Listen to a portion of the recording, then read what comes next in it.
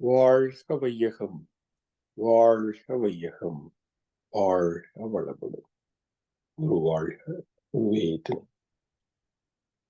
இறை வணக்கம்.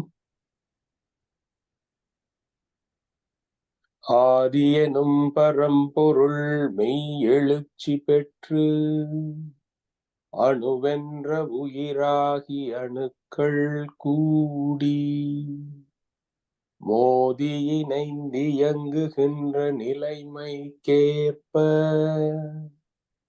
மூலகங்கள் பலவாகி அவை இணைந்து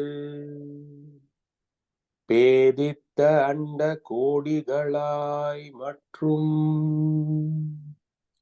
பிறப்பு இறப்பிடை உணர்தல் இயக்கமாகி நீதி நெறி உணர் மாந்தராகி வாழும் நிலையுணர்ந்து தொண்டாற்றி இன்பம் காண்போம். வாழ்க வளமுடன். வாழ்க வளமுடன். குரு வணக்கம். சிந்தையை அடக்கியே சும்மா இருக்கின்ற சீரறிய செய்த குருவே,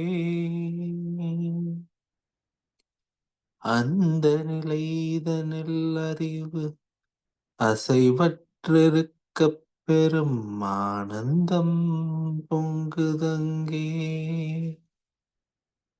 இந்த பெரும் உலகமிசை எடுத்த பல பிறவிகளின்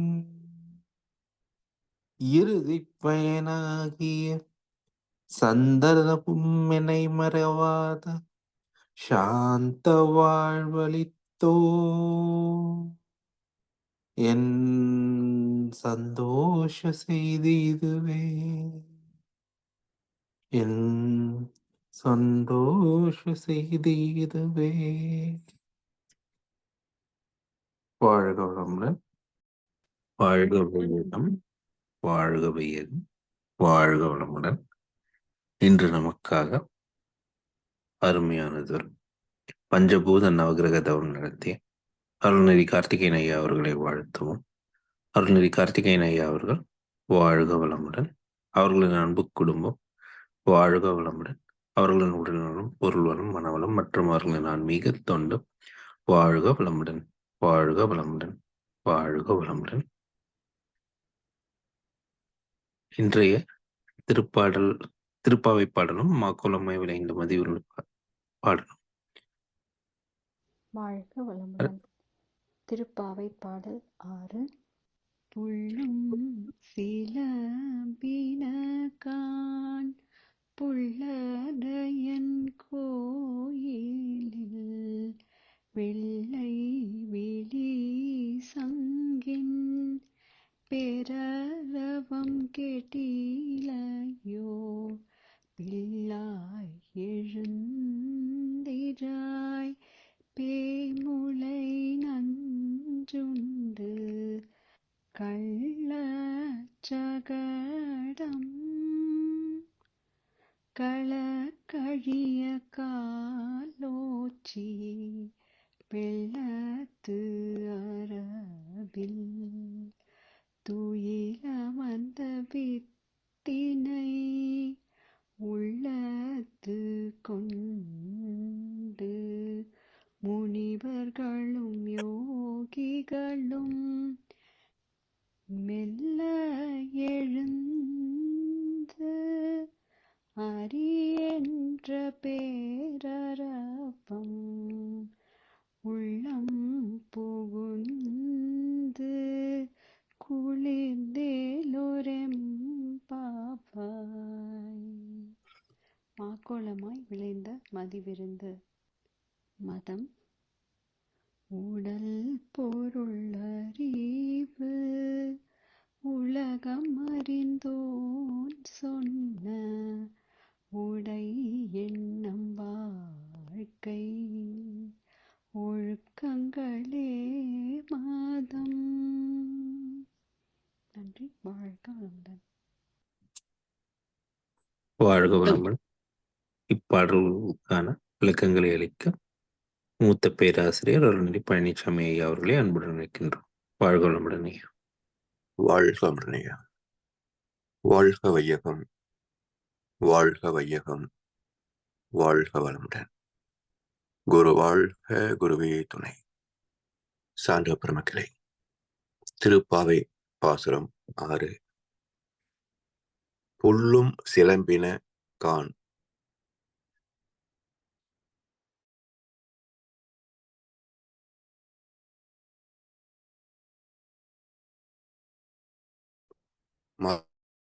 பனியிலே ஆங்காங்கே தாவரங்கள் புல்லினங்கள் மீது சிறு சிறு மொட்டு போன்ற பனித்துளிகள் விழுந்திருக்கும். அந்த குளிர்ச்சியில் ஏற்படக்கூடிய ஒரு சிலிர்ப்பு.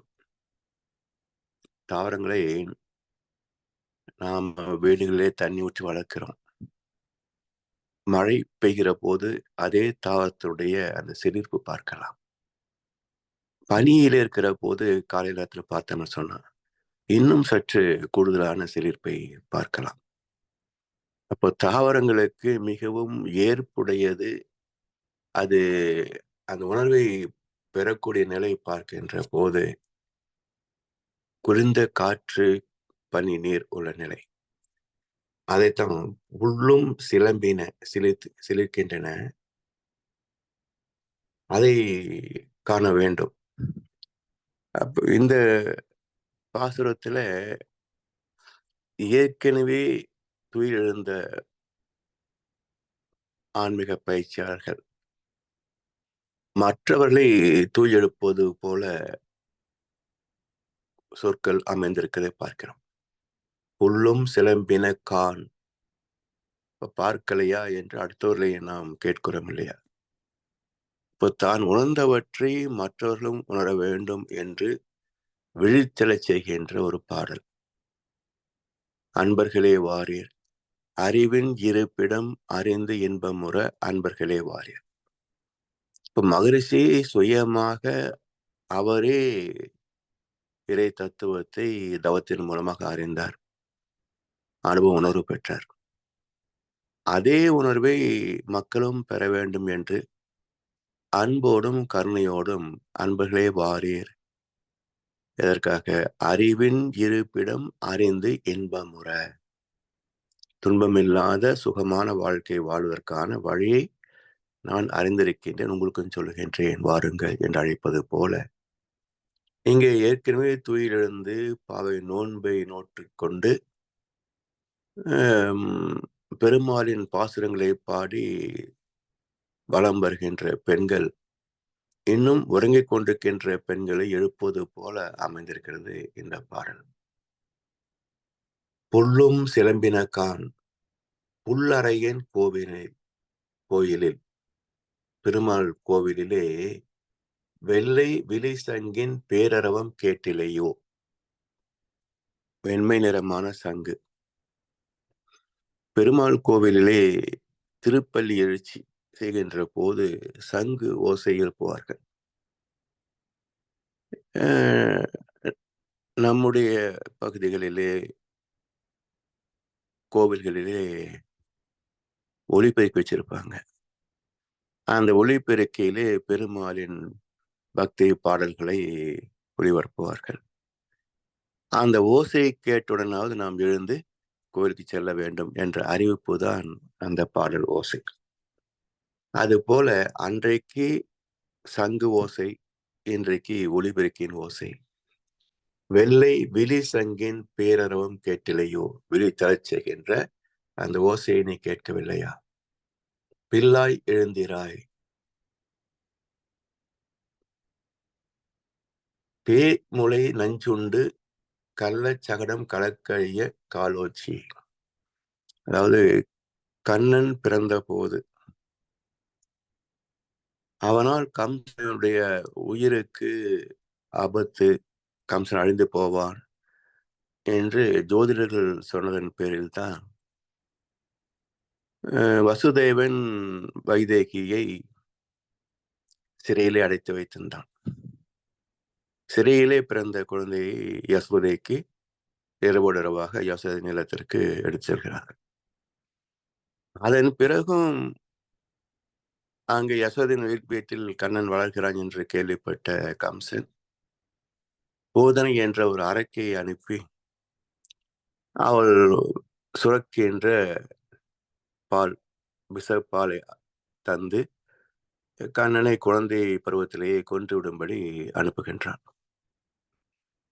அந்த அரக்கையும் அழகிய பெண் வடிவிலே வந்து கண்ணனுக்கு பால் ஊட்டுவதாக வாங்கி பாலன் செய்கின்ற போது அவளது மார்பை கடித்து அந்த அரக்கையை கொன்று விட்டதாக கதையில சொல்லப்படும். சரி, அடுத்து சகடாசுரன் என்ற அரக்கனை அனுப்பி கண்ணனை கொள்வதற்கு அடுத்த முயற்சி எடுக்கின்றான். அவனை கண்ணன் காலை எட்டி உதைத்து வெகு தூரம் அவனை வீசி எறிந்து கொன்றதாக அடுத்த கதை. அதுக்கு மூன்றாவது வெள்ளத்து அரவில் துயில் அமர்ந்த வித்தினை. இதுதான் அறிவு மார்க்கம், தவ பயிற்சியை குறிப்பிடக்கூடிய ஒரு குறிப்பு. வெள்ளத்து அரவில் துயில் அமர்ந்த வித்து. வெண்மை அது தூய்மையை குறிக்கக்கூடிய ஒரு சொல்லாகவும் இருக்கும். நிறத்தை மட்டுமல்ல, தூய்மையும் குறிப்பது வெண்மை. வெள்ளத்து அரவு என்றால் பாம்பு. வெள்ளத்து அரவில் துயில் அமர்ந்த வித்தினை. இப்போ மனித உடலிலே வெளிப்படுகின்ற போது வெண்மை திரவமாக இருக்கிறது வித்து சக்தி. உள்ளே இருக்கின்ற போது, உடலுக்குள்ளே இருக்கின்ற போது அது காந்தலைகளாகத்தான் இருக்கும். அப்ப நம்முடைய கருமையத்திலே ஆத்மாவிலே இந்த காந்தலைகளுக்கு உட்பொருளாக அதை உருவாக்குகின்ற இயக்க அலைகளாக உயிரலைகள். அந்த உயிருக்கு மையமாக உட்பொருளாக இருப்பது பேரறிவாகிய சுத்தவெளி. அப்ப சுத்தவெளியின் பின்னப்பட்ட நிலைதான் இறைத்துகள் முதல் மனிதனத்தின் ஆத்மா வரைக்கும் அனைத்து இயக்கங்களுக்கும் தோற்றங்களுக்கும் ஜீவன்களுக்கும் மையமாக அமைந்து அவற்றை இயக்கிக் கொண்டிருக்கிறது. எனவே வெள்ளத்து அரவில் துயில் அமர்ந்த வித்து. வித்து என்றாலே அதிலிருந்து ஒன்று மலர்ச்சி பெறுவது என்றுதான் அர்த்தம். அப்போ ஒரு மூலப்பொருளுக்கு வித்து என்று சொல்லுவோம். இறைவனுக்கு எத்தனையோ பெயர்கள் உண்டு. அதிலே சில பெயர்களுக்கு அற்புதமான பொருள் செறிந்திருக்கும். அந்த வகையில இறைவனுக்கு வித்தகன் என்றும் ஒரு பெயர் வைத்திருக்கின்றார்கள் நம்முடைய ஞானியர்கள். வித்தகன் என்றால் அனைத்தும் அறிந்தவன் என்று மட்டும் பொருள் அல்ல. வித்துக்கு அகமாக உள்ளே இருப்பவன் வித்தகன். வித்துக்கு அகமாக உள்ளே இருப்பவன். இப்போ விதையை பார்க்கிறோம், அதுதான் விதையா என்றால் இல்லை. அந்த விதை என்ற ஒரு வினை சொல், அது விதைத்தல். அப்ப எது வித்து விதைக்கப்பட வேண்டும். அப்ப வித்து எங்க இருக்கிறது என்றால் இந்த வித்துக்கு அகமாக உள்ளே இருக்கிறது. இப்போ 2 அவரை பருப்புகள் பார்த்தீங்கன்னா உள்ளே குழிவாக இருக்கும். இப்போ பீனட்ஸ் நிலக்கடலை பாருங்க, உள்ள குழிவாக இருக்கும். அந்த ஒரு பகுதி உச்சியிலே முளை இருக்கும். அப்ப அந்த குளிர்ந்த பகுதியை பார்த்தீங்கன்னா அது வெற்றிடம் அல்ல, கேரக்டரைஸ்டு பயோ மேக்னெட்டிக் டொமைன் சொல்லுவார்கள். அந்த தாய் செடியின் அனுபவங்கள் அனைத்தும் பதிந்து கொண்ட ஒரு காந்த கருமையம். அதற்கு அகமாக இருக்கிறது சுத்தவெளியாகிய இருப்பு. எனவே நாம் பார்க்கின்ற விதை என்ற ஒரு பொருளுக்குள் அகமாக மூலமாக உள்ளே பொதிந்திருக்கின்ற இறைநிலை. அதனால் வித்துக்கு அகமாக உள்ளே இருப்பவனை வித்தகன், இறைவன் என்று சொன்னார்கள். எனவே வெள்ளத்து அரவில் துயில் அமர்ந்த வித்தினை உள்ளத்து கொண்டு முனிவர்களும் யோகிகளும். மனதிலே நிலைத்து அந்த உட்பொருளை வித்தகனை மனதிலே நினைத்து கொண்டு உள்ளத்து கொண்டு முனிவர்களும் யோகிகளும் மெல்ல எழுந்து அரி என்ற பேரரவம் உள்ளே புகுந்து குளிந்தேரோ எம்பாவாய். அந்த குண்டலினி சக்தி பாம்பு சக்தி, அதன் மீது மனதை வைத்து தவ பயிற்சியாளர்களும் யோகிகளும் சித்தர் பெருமக்களும் ஞானிகளும் எல்லோருமே அந்த தவ பயிற்சியை செய்கின்ற நேரம் இது. இந்த நேரத்திலே நாமும் எழுந்திருந்து பயிற்சி செய்ய வேண்டும் என்பதுதான் திருப்பள்ளி எழுச்சி என்று சொல்வார்கள். அதாவது எழுச்சி என்பது அடக்கத்தில் இருந்து இயக்கத்திற்கு வருவதுதான் எழுச்சின்னு சொல்கின்றோம். அப்ப சவம் என்ற இருப்பே எழுச்சி பெறுகின்ற போது சிவம் என்ற உயிராக இயக்கமாக மாறுகிறது. அதனால்தான் அந்த பிரம்ம பொருளாகிய சுத்த வெளியே ஜீவனாக எழுச்சி பெற்று பிரசவமாவதைத்தான் பிரசவம் என்பார்கள். அப்ப பிரம்மமே சவமாக உடலாக எழுச்சி பெற்ற நிலை சிவம். அப்படி மெல்ல எழுந்து அரி என்ற பேரரவம் உள்ளம் புகுந்து குளிந்தேலோ எம்பாவாய். நம்முடைய உள்ளத்திலே மனதிலே அந்த அனுபவத்தை பெறுகின்ற போது, அதாவது குண்டலினி சக்தியை எழுப்பி பரம்பொருளை சுத்தவெளி உணர்கின்ற போது, அந்த தவம் முடிந்த நிலையில் மீண்டும் நாம் உடலுக்கு திரும்புகின்றோமே தவத்தின் முடிவில். அங்கே பெற்ற இறை உணர்வு அனுபவம் இந்த உடலிலே கலப்புறுகின்ற போது, தவ ஆற்றல் உடலெங்கும் பரவி நிறைகின்ற போது எழுகின்ற ஒரு பேரின்பம். உள்ளம் புகுந்து குளிர்ந்தேலோர் எம்பாவாய். அதாவது மனம் குளிர்ந்தால் நற்சிந்தனைகள், நற்பண்புகள், நற்குணங்கள் வெளிப்படும். மனம் கொதித்தால் சினம், பொறாமை, வெறுப்பு, எரிச்சல், பகை எல்லாம் வெளிப்படும். அப்ப உள்ளம் கொதிக்க கூடாது, உள்ளம் குளிர்ந்திருக்க வேண்டும். அந்த குளிர்ச்சிக்கு புறக்குளிர்ச்சி தான் மார்கழி மாத பனி. வெளியில போனா உடலால் தாங்க முடியாத அளவுக்கு குளிர் இருக்கும். அப்ப உடல் குளிர்கின்ற போது மனமும் குளிர்ச்சி பெறுகிறது. நம்மை அறியாமலேயே முகத்திலே ஒரு சிலிர்ப்பு தோன்றும். அதைத்தான் புல் முதல் அனைத்து தாவரங்களும் இந்த மார்கழி பனி சிலிர்க்கின்றனவே, அதை நாம் பார்க்க வேண்டும். அதே போல கோவிலில் ஒலிக்கின்ற ஓசையை, பக்தி பாசுரங்களை கேட்க வேண்டும். அந்த காலத்திலே ஹரிஹரி சிவ சிவ என்று எழுகின்ற போது மட்டுமல்ல, கீர்த்தனைகள் பாடுகின்ற போது என்னுடைய பெயரை சொல்வார்கள், அந்த ஓசையை கேட்பது. இப்படி நமக்கு முன்னே எழுந்திருந்து அன்றைய கடமைகளை தொடங்கிவிட்ட நல் மக்களின் அடையாளத்தை கண்டு கேட்டாவது நாம் எழுந்து நம்முடைய கடமைகளை ஆற்ற வேண்டும். அந்த கடமை என்ன என்றால், நம்முள் வித்தாக உரைகின்ற, வித்துக்கு அகமாக உள்ளே உரைகின்ற அந்த வித்தகனாகிய இறைவனை அறிய வேண்டும். அதற்காகத்தான் நம்முள் பாம்பு அரவம் என்ற குண்டலினி சக்தி இருக்கிறது. இது அமைதியாக துயில் கொண்டிருக்கிறது. அப்படி துயில் கொண்டிருக்கின்ற பாம்பு சக்தியை குண்டலினி எழுப்பி ஆக்னைக்கும் உச்சிக்கும் கொண்டு வந்து, பிறகு உச்சியை கடந்து பிரபஞ்சத்தோடு லயமாக பிரபஞ்சத்திற்கு மூலமாகிய சுத்த வெளியில் கலப்புற்று அந்த பேரின்பத்தை தவத்தின் நிறைவிலே உடலோடு நாம் கலப்புற செய்கின்ற போது உடல் பெறுகின்ற ஒரு புத்துணர்ச்சி, ஒரு மகிழ்ச்சி, அது நம்முடைய மனதிலேயும் பரவி அன்றைய நாளை ஒரு சாத்விகமான நாளாக, நன்னாளாக அமைத்துக் கொள்ளும் என்று பள்ளி எழுச்சி செய்வதாக இந்த பாடல் அமைந்திருக்கின்றது.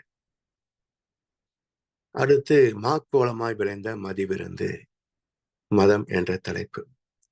உடல் பொருள் அறிவு உலகம் அறிந்தோன் சொன்ன, அதாவது உடலும் பொருளும் தெரியும், 820 கோடி மக்களுக்கும் உடல் தெரியும், பொருள், பணம், செல்வாக்கு, விளை நிலம், வீடு, இது போன்ற பொருட்கள் தெரியும். அறிவு உலகம் அறிந்தோன். உலகம் என்றால் பூமியை மட்டும்தான் நினைக்கிறாங்க. பிரபஞ்சம் என்ற வட சொல்லுக்கு தமிழ் சொல் உலகம் என்பதுதான். உலகம் யாவையும் தாமுல ஆக்கலும் என்று கம்பர் சொல்வாரே முதல் பாடலிலே. அப்போ உலகு என்றால பிரபஞ்சம் என்றுதான் அர்த்தம். நாம பூமியை நினைத்து கொண்டிருப்பதனால இங்க ஒரு சின்ன குழப்பம். எனவே இந்த பிரபஞ்ச அறிவு, பிரபஞ்சம் எவ்வளவு பெரிதாக இருக்கும் என்ற சிந்தனை எல்லாம் யாருக்கும் கிடையாது. ஏதோ இந்த பூமி, இதுல நாம வாங்கியிருக்கின்ற சில ஏக்கர் நிலங்கு, நாம் சம்பாதித்த செல்வம், இது எல்லாம் அனுபவித்துக் கொண்டிருக்கின்ற உடல் புலன்கள், இதுதான் மக்களுக்கு தெரியுமே தவிர தனக்குள் அறிவு ஒன்றுதான் அனைத்தும் அறிந்து கொண்டிருக்கிறது. கண்ணாலே காண்பதெல்லாம் தலைவா, கண்களுக்கு சொந்தம் இல்லை. யார் பார்க்கறாங்க?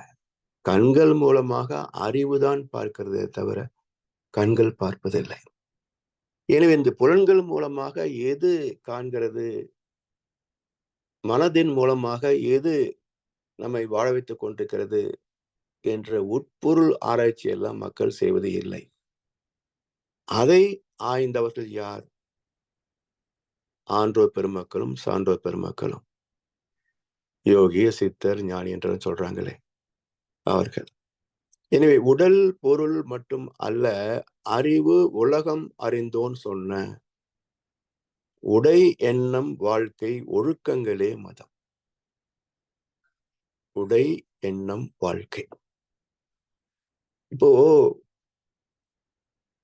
நிர்வாணம் என்ற ஒரு சொல் உண்டுங்க. ஆதிசங்கரர் அருளிய நிர்வாண சதகம். இதை நம்முடைய நூல்களிலே கூட அந்த நிர்வாணம் என்ற சொல்லுக்கு என்ன பொருள் தராங்க? 3 சுழி நா போடுவாங்க.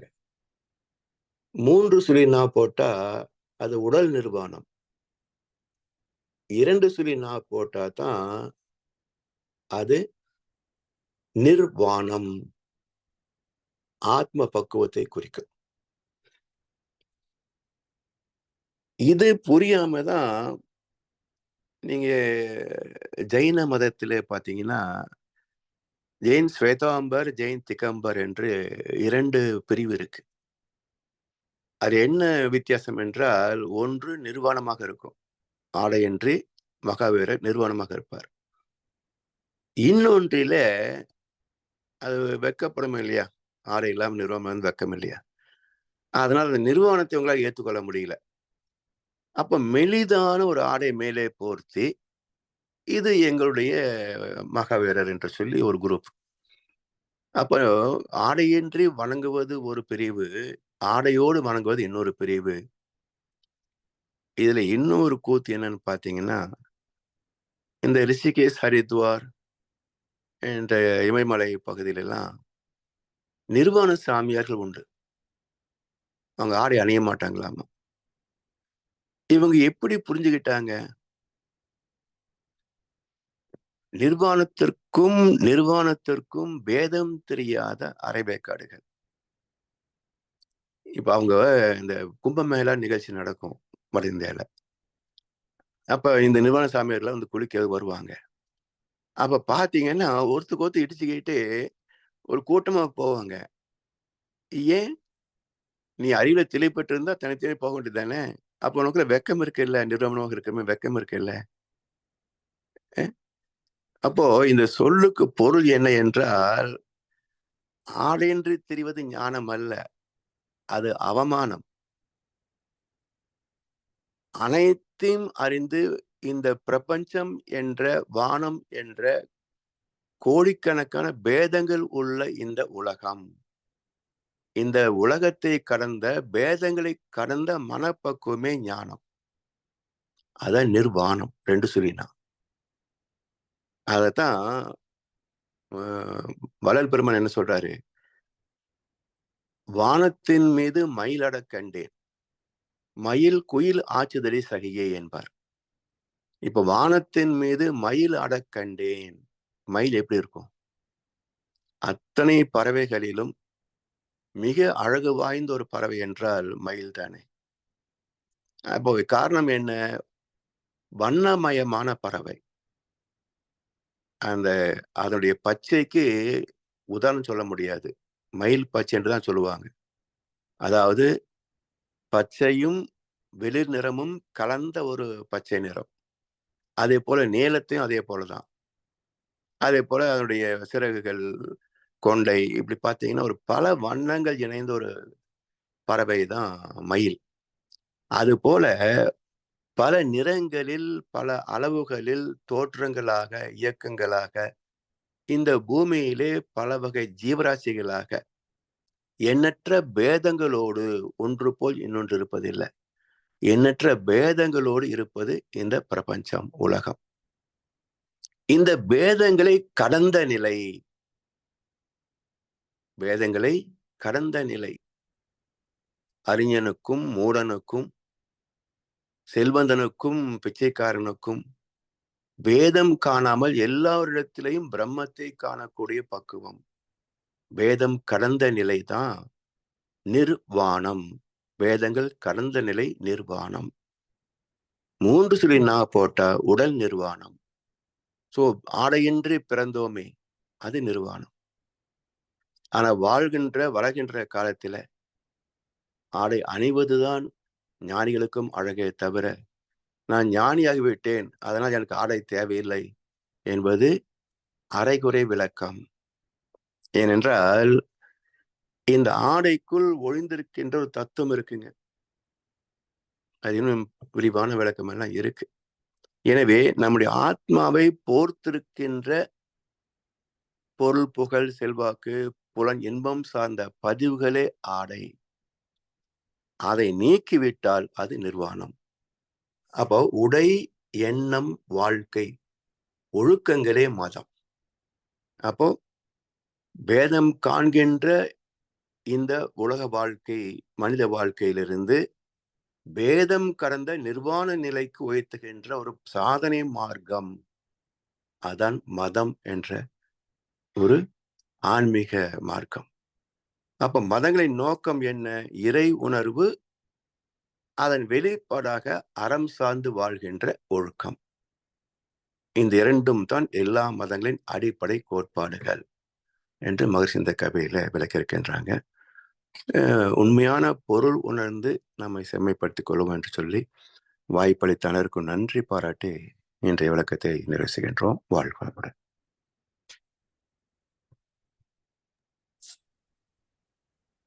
வாழ்க வளமுடனையும். வாழ்க வளமுடன். வாழ்க வளமுடன். அருமையான கருத்துக்கள். இன்றைய திருப்பாவை பாடலுக்கும் மாக்கோலமாய் விளைந்த மதிவிரண்டு பாடலுக்கும் விளக்கமளித்த மூத்த பேராசிரியர் பழனிசாமி ஐயா அவர்களை வாழ்த்துவோம். அருள்நெறி பழனிசாமி ஐயா அவர்கள் வாழ்க வளமுடன். அவர்களின் அன்பு குடும்பம் வாழ்க வளமுடன். அவர்களின் உடல் நலம், பொருள் வளம், மனவளம் மற்றும் அவர்களின் ஆன்மீக தொண்டு வாழ்க வளமுடன். வாழ்க வளமுடன். வாழ்க வளமுடன். அன்பர்களுக்கு ஏதாவது கேள்வி இருக்குதா? இன்னைக்கு ஒரு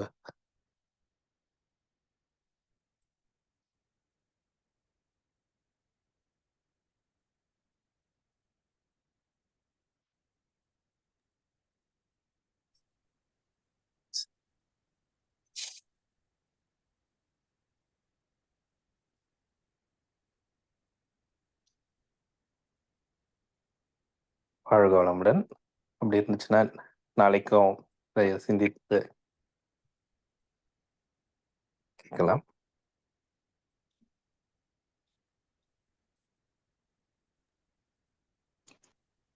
வாழ்க வளமுடன். ஐயா, ஒரு சிறிய கேள்வி. சொல்லுங்கய்யா. ஐயா பழனிசாமி ஐயா 2 தினங்களுக்கு முன்னாடி பேசும்போது சஞ்சித கர்மம், பிராரத கர்மம் பத்தி கொஞ்சம் பேசினாங்க. சரிங்க. அண்ட் சஞ்சித கர்மம் வந்து நம்மளுடைய பிறக்கறதுக்கு முன்னாடியே நம்மளுடைய தொடர்வழி பதிவுகளா வரக்கூடியது. பிராரத கர்மம் நம்மளுடைய பிறந்த பின்னாடி நமக்கு செய்யக்கூடிய செயல்களின் ஆமா. விளைவா வரக்கூடியது. எனக்கு என்ன ஒரு ஆமாங்க. கேள்வி அப்படின்னா, ம். நம்மளுடைய முந்தைய அ அதாவது நம்மளோட சோல் அப்படின்னு பேசும்போது எல்லாருமே சொல்றாங்க, எஸ் ம். சோல் வந்து it cannot be it's an energy which cannot be destroyed. It can only be டிரான்ஸ்ஃபார்ம்டுன்னு சொல்லிட்டு. ஆமா. ஸோ ஆமாங்கய்யா. ஒரு ம். மனிதனுடைய இறப்புக்கு பிறகு ம். அவருடைய ஆத்மா வந்து அ ம். போன பின்னாடி, ம். அதுவும் வந்து அ மறு ஜென்மம் அப்படின்னு ஒண்ணு எடுத்தாங்க அப்படின்னா, அதுவும் ம். வந்து இஸ் இட் பார்ட் ஆஃப் சஞ்சித கர்மம்ங்கய்யா? அதாவது மறுபிறவி எடுக்காதுங்கய்யா. உடலை விட்டு ஆத்மா வெளியே போயிடுச்சுன்னா, மீண்டும் அது இன்னொரு உடலோட இணையாது.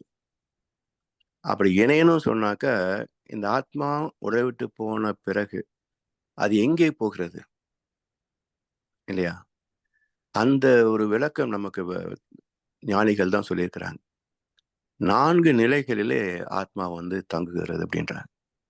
ஒன்று இந்த பூமியுடைய காந்த களம், எர்த் பவுண்ட் சோல் அப்படிம்பாங்க. 2வது சூரிய காந்த களம். 3வது இந்த பிரபஞ்ச களம். 4வது பிரபஞ்சத்தை கடந்த நிலை. சாலோக்கியம், சாமீபியம், சாரூபியம், சாயுச்சியம் என்று 4 நிலைகள் சொல்லுவாங்க. இதுல நம்மோடு தொடர்பு கொள்ளக்கூடிய ஆத்மாக்கள் பார்த்தீங்கன்னா, எர்த் பவுண்ட் சோல் என்று சொல்லக்கூடிய இந்த பூமியின் காந்த களத்தில் இருக்கின்ற வாழ்ந்து மறைந்த முன்னோர்களின் அனுபவங்கள். இதுல 2 வகை இருக்கு. ஒன்று வந்து கொலை, தற்கொலை, விபத்து. இது வந்து ப்ரீமெச்சூர் டெத்துமாக, அகால மரணங்கள். இப்படி அகாலத்தில் போகக்கூடிய ஆத்மா, அது குணங்களாக பிரியாது. ஒரு தொகுப்பாக இருக்கும். அப்ப இந்த தொகுப்புள்ள ஆத்மாக்கள் அதோடைய பதிவுகளை செயல்படுத்தி அது ஓரளவு தூய்மை பெற்றாத்தானே பூமியை தாண்டி போக முடியும். அதனால் வாழ்கின்ற மக்களோட இது இணையும். அதுதான் இந்த பேய் பிடிக்கிறதுன்னு சொல்லுவாங்க. அந்த டியூவல் பர்சனாலிட்டின்னு சொல்றாங்களே மெடிக்கல் சயின்ஸ்ல. அதெல்லாம் இந்த அட்டாச்மெண்ட் சோல் தான் டியூவல் பர்சனாலிட்டின்றது. மற்ற இந்த அகால மரணத்தை தவிர இயல்பாக மரணம் அடைபவர்கள் யார் இங்க குணங்களாக இருப்பாங்க அப்படின்னா, நிறைவு பெறாத ஒரு வாழ்க்கை. அதாவது எவ்வளவு அனுபவிச்சாலும் ஒரு நிறைவு இருக்காது. இன்னும் ரொம்ப காலத்துக்கு வாழணும்னு ஆசை இருக்கு பாருங்க. இவங்கெல்லாம் வந்து பூமி விட்டு மேல போக முடியாது. அதே சமயத்துல தொகுப்பாகவும் இருக்க முடியாது. ஏன்னா வயசாகி தானாக நோய்வாய்ப்பட்டோ அல்லது உடல் தளர்ந்து போயோ பிரிகின்ற மரணம். அப்ப இது வந்து குணங்களாக இருக்கும். இதைத்தான் டாக்டர் புரூஸ் ஹரால்ட் லிப்டன் சொல்லி ஒரு சயின்டிஸ்ட் என்ன சொல்றாருன்னா, நமக்கு எண்ணங்கள் தோன்றுவதற்கே இந்த ரிஃப்ளெக்ஷன் தான் காரணம்ன்றாரு. அதாவது நம்முடைய முன்னோர்களுடைய எண்ணங்கள் இந்த பூமியின் காந்த களத்துல இருக்குது. அது நம்முடைய உணர்வுகளோடு ஊடுருவதனால்தான் நமக்கு எண்ணங்கள் வருதுன்றார். மகரிஷி என்ன சொல்றாங்க, அங்கிருந்து வந்து நம்மகிட்ட ஊடுருவ முடியாது. நம்மில் இருக்கின்ற நம்முடைய முன்வினை தன்வினை சஞ்சிதம் பிரார்த்தம், இந்த வினைகளின் அடிப்படையில் எழுகின்ற ஒரு பதிவு, ஒரு தேவை, பழக்கம், சூழ்நிலை, இது போல நம்மில் எழுகின்ற ஒரு உணர்வு, ஒரு எண்ணம். இந்த எண்ணத்துக்கு அது சப்போர்ட் பண்ணும். அதனாலதான் நம்ம ஒரு ஆசைப்படுகிறோம் என்று சொன்னால் உடனே அதை பெறணுன்ற ஒரு வேகம் வரும். ஒரு பொருந்தாமை, கோபம் வருதுன்னு சொன்னா அடுத்த சனம் ஆத்திரமா மாறும். அப்போ தோன்றுவது நம்முடைய அலை இயக்கம். அதற்கு ஒரு உத்வேகத்தை, ஒரு திணிவை கொடுப்பது பூமியுடைய காந்த அலைகளுடைய ஊடுருவல். ஸோ அப்போ சயின்ஸ் அவர் சொல்றது ஊடுருவது. மகரிஷி என்ன சொல்றாங்க, நம்மிலே தோன்றி அதுக்கு அது உத்வேகத்தை தருகிறது, வேகத்தை ஒரு ஒரு வலுவை தருகிறது அப்படின்னு மாதிரி சொல்றாங்க. ஸோ இப்படி அஹ், இறந்து போன ஆத்மாக்களில் 2 வகை அகால மரணங்கள் தான் நம்ம இடத்துல ஊடுருவோம். அது கூட பிறந்த பிறகு தான் இணையுது ஆச்சுங்களா. அப்போ தாயின் கருவில இருக்கின்ற போது தந்தை தாய் ஈர் உயிரும் ஒன்று சேர்ந்த ஒரு புதிய ஆத்மா, 2 பேருடைய பதிவுகளையும் இணைத்துக் கொண்ட ஒரு புதிய ஆத்மா உருவாகும். அதனால இறந்தவர்கள் மறுபடியும் பிறப்பதில்லை. கறந்த பால் மடி புகா, கடைந்த வெண்ணெய் மோர் புகா, உடைந்த சங்கின் ஓசை உட்புகா, உதிர்ந்த பூ இலை காய் மீண்டும் போய் மரம் புகா, இறந்தவர் பிறப்பதில்லை, இல்லை இல்லை இல்லையே என்று உயிரை பற்றி தெளிவாக உணர்ந்தறிந்த சித்தர் பெருமக்கள் தீர்ப்பு தந்திருக்கிறாங்க. ஸோ இந்த ஆத்மாவை பற்றி ஒரு தெளிவில்லாத, அதனுடைய டெஃபினிஷன் தெரியாத அரைவேக்காடுகள். நான் பகவத்கீதை உபன்யாசம் கூட போயிருக்கிறேன். அவங்க கீதை படிச்சிருக்கிறாங்க, விளக்கம் சொல்றாங்க. ஆனா ஆத்மாவை பற்றி தெரியுமான்னு சொன்னா தெரியாது. ஏதோ ஜீவாத்மா பரமாத்மா ஜீவாத்மா பரமாத்மான்னு அளப்பாங்களே தவிர அதுக்கு என்னைய டெஃபினிஷன் சொல்லுங்க அப்படின்னு கேட்டு பாருங்க, சொல்ல முடியாது அவங்களால. ஸோ சோல் அப்படின்றதுக்கு டெஃபினிஷன் என்ன அப்படின்னா, நம்முடைய உடலிலே உயிர், அறிவு, ஜீவகாந்தம் 3 இருக்கு. இந்த ஜீவகாந்த கருமையம் அதிலே நம்முடைய அனுபவங்கள் இணைகின்ற போது genetic centre plus experiences equal to soul. காந்த கருமையம் பிளஸ் அனுபவங்கள் ஈக்குவல் டு ஆத்மா. இந்த அனுபவங்கள் நம்ம இடத்துல மட்டும் வர்றதில்லை. உயிரினம் தோன்றிய காலத்திலிருந்து மைக்ரோ பாக்டீரியாவிலிருந்து இன்று வரைக்கும் உள்ள எல்லா அனுபவமும் நம்ம இடத்துல இருக்கு. அதான் சஞ்சித கர்மா, முன்வினை. அது தொடர்ந்து ஒவ்வொரு தாய் தந்தை மூலமாக அந்த அனுபவங்களை எடுத்துக்கொண்டே ஓப்பனிங் பேலன்ஸா தான் ஒவ்வொரு குழந்தையும் பறக்கும். 3 வயதுக்கு பிறகு அதனுடைய சுய அனுபவங்கள் தன்வினை.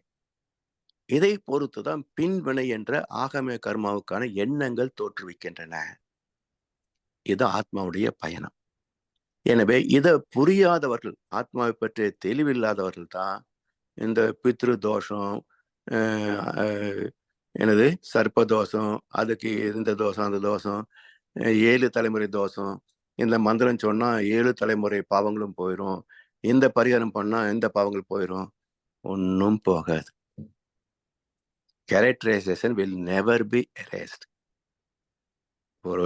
ஒரு தண்ணீர், ஒரு குவளை தண்ணீர் இருக்கு, அதுல ஒரு எலுமிச்சம் பழத்தை சாறு பிழிஞ்சு அந்த சாறு அதுல கலந்துடுறீங்க. இப்ப எந்த வகையிலேயாவது மீண்டும் எலுமிச்சை சாறை பிரிக்க முடியுமா? அதுல இருந்து முடியாது. அதே போல கேரக்டரைஸ் ஆயிடுச்சுன்னா அதை மாற்ற முடியாது. எப்போ அது லிபரேட் ஆகும் அப்படின்னா, அந்த கேரக்டரைசேஷன் தகுந்த ஒரு நியூட்ரலைசேஷன் வரணும். அப்போ அது வெளியே அனுபவத்தின் மூலமாக பதிவு வெளிப்பட்டு ஒரு புதிய அனுபவத்தை தந்துதான் அது நியூட்ரலைஸ் ஆகும். இது நம்முடைய கையில கிடையாது, இது இயற்கையின் நியதி.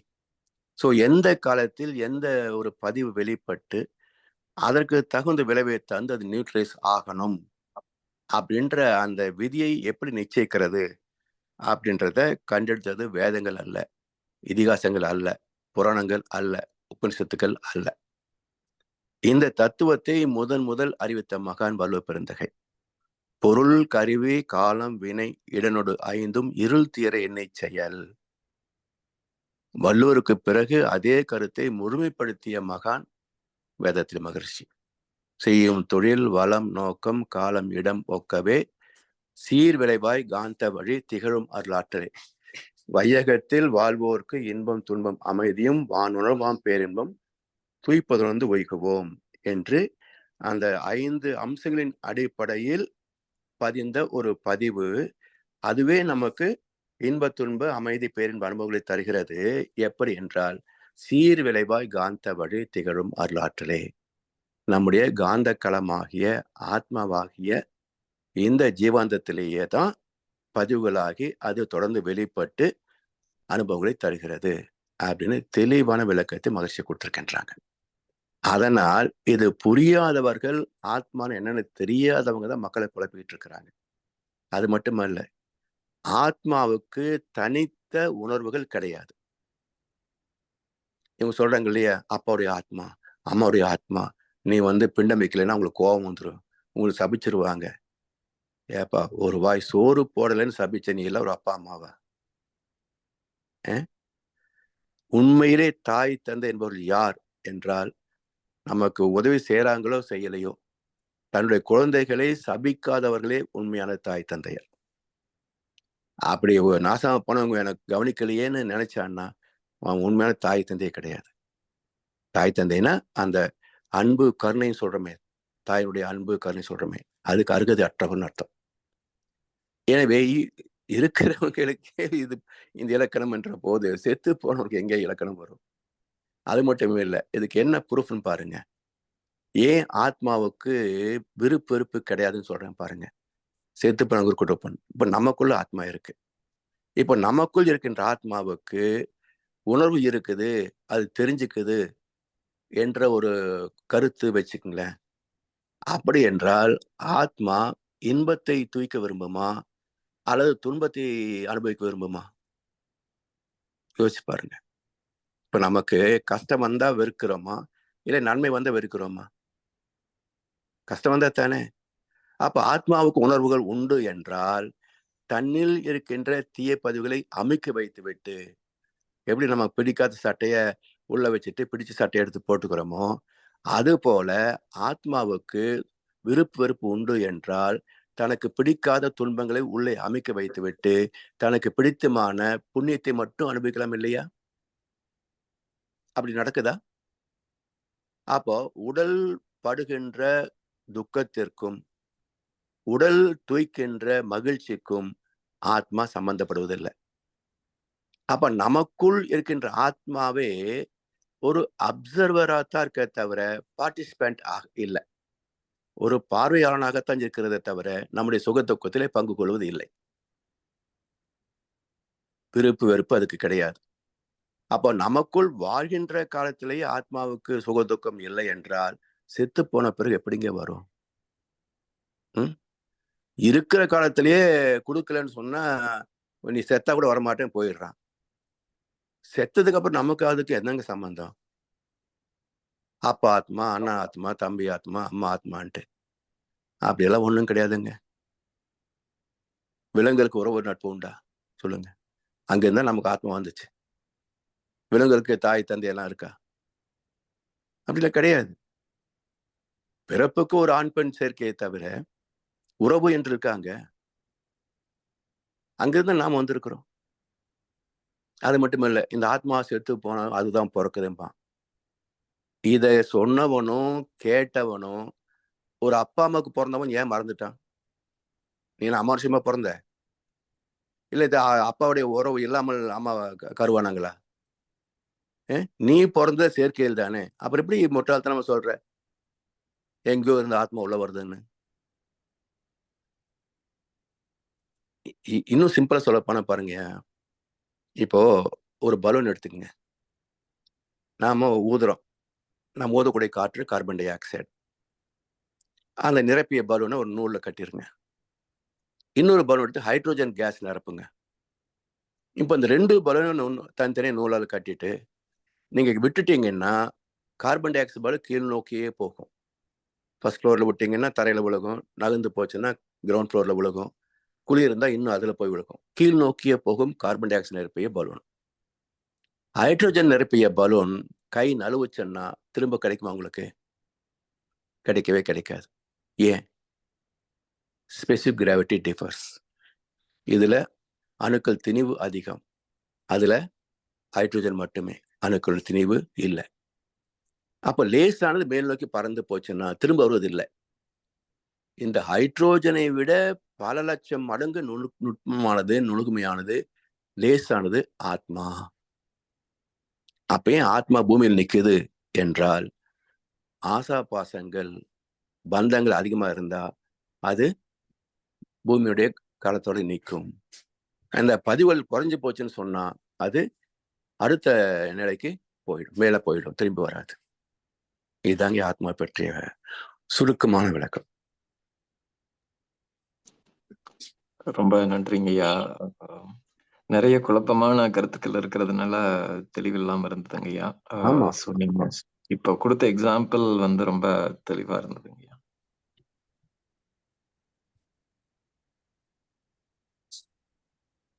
இது வந்து நம்ம அருமையான மகான் வந்து இதுல குறிப்பிட்டிருக்காங்கய்யா, இத பத்தி தெளிவான விளக்கங்கள் நான் படிச்சதில்ல. மகிழ்ச்சி அவர்கள் வந்து பிறப்புக்கு முன் இறப்புக்கு முன் உயிர் நிலைய ஒரு புக் எழுதியிருக்காங்கய்யா. சரிங்கய்யா. ஒரு சின்ன புக்கு தான். அதே போல சரிங்கய்யா, படிச்சு நம்முடைய மனவளக்கலை 3ஆம் தொகுப்பிலையும் இதே தலைப்புல ஒரு புக் இருக்கு.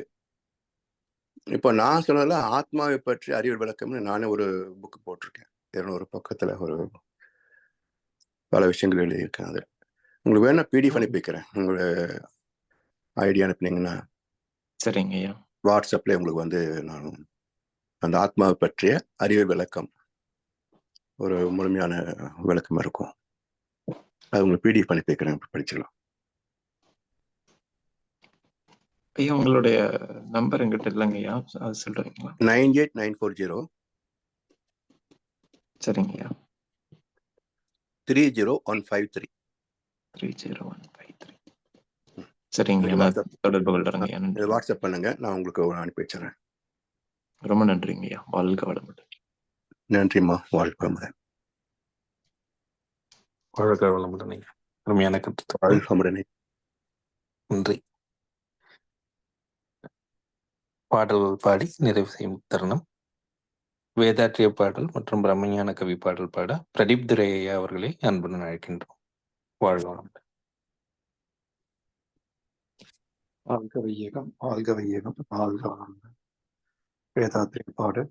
போரில்லா நல்லுலகம், பொருள் துறையில் சமநீதி, நேர்மையான நீதிமுறை, நிலவுலகிற்கோர் ஆட்சி, சீர் செய்த பண்பாடு, சிந்தனையோர் வழிவாழ்வு, சிறப்புணர்ந்த பெண்மதிப்பு, தெய்வ நீதி வழிவாழ்த்தல், தேர்திருவிழா தவிர்த்தல், சிறுவர்க்கே விளையாட்டு, செயல் விளைவு உணர்கல்வி, சீர்காந்த நிலை விளக்கம், பார் முழுவதும் உணவு நீர் பொதுவாக்கல், பல மதங்கள் பல கடவுள் பழக்கமொழித்து உண்மை ஒன்றை தேர்ந்தெடுதல்.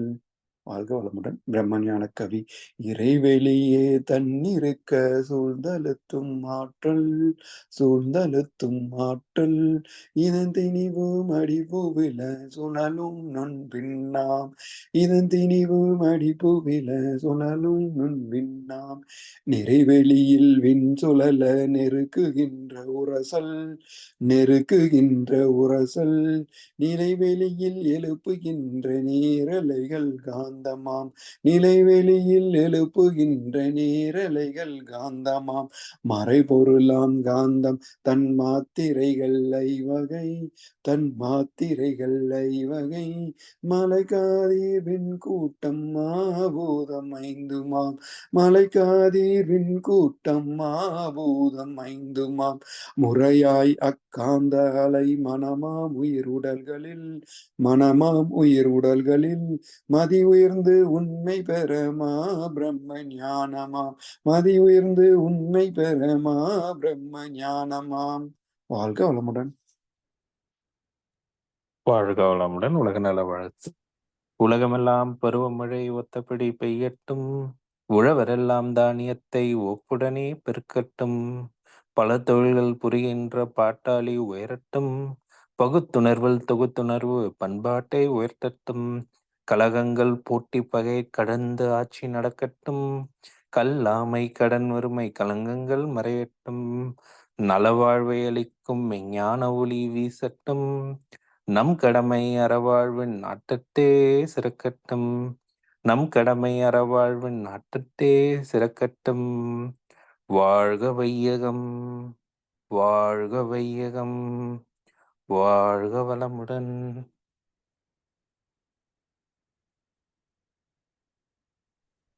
வாழ்க வளமுடன். இன்றைய தவத்தில் கலந்து கொண்ட அன்பர்கள், தவத்தை வழிநடத்தியோர், நச்சிந்தனை வழங்கியோர், பாடல்கள் பாடியோர், வாழ்க வளமுடன்.